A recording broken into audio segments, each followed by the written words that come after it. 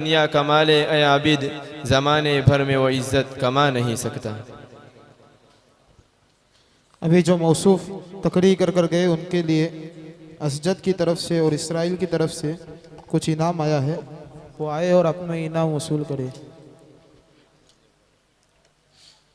अस्सलामु अलैकुम व रहमतुल्लाहि व बरकातुहू।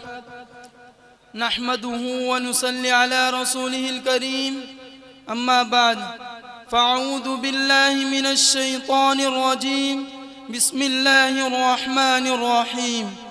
व क़ज़ा रब्बुका अल्ला तअबुदू इल्ला इय्याहु व बिल वालिदैनि इहसाना। व क़ाल रसूलुल्लाहि सल्लल्लाहु अलैहि वसल्लम अल जन्नतु तहत अक़दामिल उम्महात। सदर मुहतरम, मुअज़्ज़ज़ असातिज़ाए किराम और मेरे भाइयों, वालिदैन अल्लाह ताला की एक अजीम नेमत है। उनका साया औलाद के लिए बाइस रहमत है। उनका अंदाज सराफा शफ़क़त है। हर एक पर लाजिम उनकी इताअत है। जिसके ज़िंदगी में वालिदैन की खिदमत है वो बड़ा ही बाज़मत है।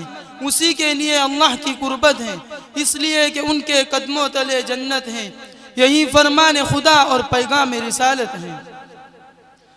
सामईन मोहतरम, वालिदैन का मकाम व मर्तबा इतना बुलंद है कि अल्लाह ताला ने बहुत सारे मकामात अपने हक़ के साथ वालिदैन के हक़ को बयान फरमाया। चुनांचे अल्लाह ने फरमाया, व क़ज़ा रब्बुका अल्ला तअबुदू इल्ला इय्याहु व बिल वालिदैनि इहसाना। इम्मा यबलुगन्न इंदकल किबर अहदुहुमा औ किलाहुमा फला तक़ुल लहुमा उफ़्फ़िन वला तनहरहुमा व क़ुल लहुमा क़ौलन करीमा वख़्फ़िज़ लहुमा जनाहद्दुल्लि मिनर रहमा व क़ुल रब्बिरहमहुमा कमा रब्बयानी सग़ीरा।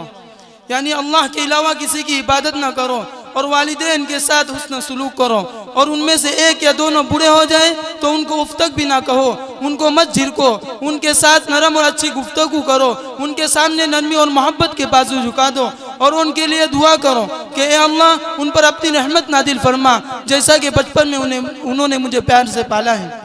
तो पता चला कि अल्लाह ने अपने हक़ के फ़ौरन बाद वालिदैन के हक़ को बयान फरमाया।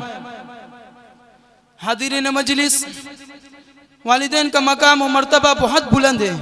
यही वजह है कि उनकी खिदमत व फरमा बरदारी की बार बार तालीम दी गई। उनसे अच्छी गुफ्तगू करने और उनके लिए दुआ करने का तरीका सिखाया गया। और रसूलुल्लाह सल्लल्लाहु ताला अलैहि वसल्लम ने उनकी इताअत व खिदमत को हुसूल जन्नत का जरिया बतलाया। उनकी नाफरमानी व नाकदरी को सबब जहन्नम करार दिया।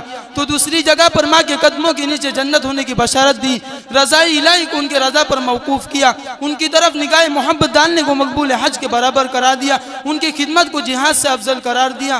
क्या बेहतरीन इरशाद फरमाया हमारे आका शहंशाह को नमका हज़रत मोहम्मद मुस्तफ़ा सल्लल्लाहु ताला अलैहि वसल्लम ने कि अल वालिद औसत मिन अबवाबिल जन्नह। तो दूसरी जगह पर इरशाद फरमाया अल जन्नतु तहत अक़दामिल उम्महात, कि माँ के कदमों तले जन्नत है।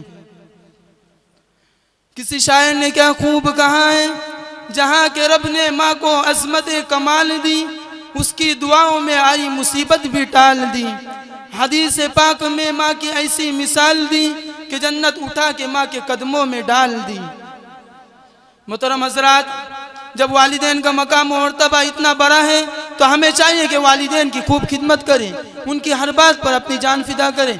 मगर जब हम अपने माशरे पर एक सरसरी नज़र दौड़ाते हैं तो हमें यह कहते हुए शर्म महसूस होती है कि आज औलाद वालिदैन की नाकदरी कर रही है। वालिदैन को तकलीफ पहुँचाना उनका मशगला बन गया है। वो वालिदैन की खिदमत के बजाय उनसे खिदमत लेती है, उनको राहत पहुँचाने के बजाय अजियत पहुँचाती है। बुढ़ापे में उनके लिए ढाल बनने के बजाय वबाल बन जाती है। उनका अदब करने के बजाय उन्हें गालियाँ बकती हैं। तो मैं ऐसे औलाद से कहना चाहता हूँ कि ज़रा अपने माजी पर तो नज़र दौड़ाओ कि तुम्हारे माँ ने तुम्हें बेपनाह मशक्क़तों से जन्म दिया, तुमको 9 महीने अपने पेट में रखकर तुम्हारी परवरिश की, और जब तुम पैदा हुए तो खुद कच्ची और गीली जगह सोकर तुम्हें नरम और गर्म जगह पर सुलाया। अरे वो वक्त भी तो ज़रा याद करो कि तुम्हारे वालिदैन ने खुद नहीं खाया मगर तुम्हें खिलाया, खुद नहीं पहना मगर तुम्हें पहनाया, अपने ज़रूरतों को छोड़कर तुम्हारे ख्वाहिशात को पूरा किया। मगर आज क्या जरा सा जवान हो गए, अपने मुशफ़िक़ व रहमदिल वालिदैन को आंखें दिखा रहे हैं, अपने ही माँ पर मसाइब के पहाड़ तोड़ रहे हैं। अलगर्ज माँ के बेशुमार एहसानात हैं जिनका तस्करा हमारे बस की बात नहीं, मगर जालिम औलाद इतने सारे एहसानात के बावजूद जुल्म पर जुल्म करती है। तो मैं उन्हें याद दिलाना चाहता हूँ कि यही वो माँ है जिसके पेट में 9 महीने बोझ बनकर तुमने इब्तिदाई जिंदगी गुजारी। यही वो माँ है जिसके पेट में तुम्हारे आंखें बने जिससे तुम अपने माँ को आंखें दिखा रहे हो। यही वो माँ है जिसके पेट में तुम्हारे हाथ बने जिससे तुम अपने माँ को धमकी दे रहे हो। यही वो माँ है जिसके पेट में तुम्हारी जबान बनी जिस जुबान से तुम उन्हें गालियां बक रहे हो। यही वो माँ है जिसके पेट में तुम्हारे कदम बने जिस कदम को तुम उसे नाराज करने के लिए उसके मर्जी के खिलाफ उठा रहे हो। अरे हाँ, यही वो माँ है जिसके बारे में सरकार दो जहां ने बारहा उसकी ताजीम करने का हुक्म फरमाया। एक मर्तबा एक साहबी बारगाह रिसालत में हाजिर हुए और अर्ज किया, या रसूलल्लाह मेरी माँ बूढ़ी है, मैंने अपने पीठ पर बिठाकर उसे घर से पैदल चलकर हज करवाया, तो आप बतला दीजिए क्या मैंने अपने माँ का हक अदा कर दिया?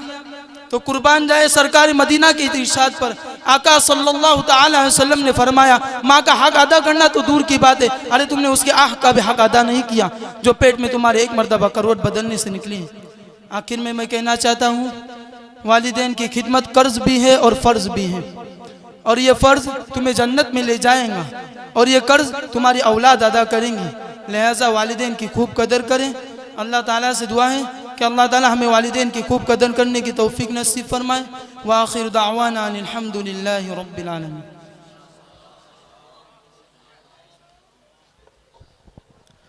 माशाअल्लाह, बहुत खूब। मौसूफ़ ने काफ़ी बेहतरीन अंदाज में तकरीर पेश की है। अब इसके बाद मैं अरबी अव्वल के तालिब इल्म अहमद शकील को आवाज़ देता हूँ कि वो आए और मुसलमानों का उरूज व ज़वाल पर अपनी तकरीर पेश करें।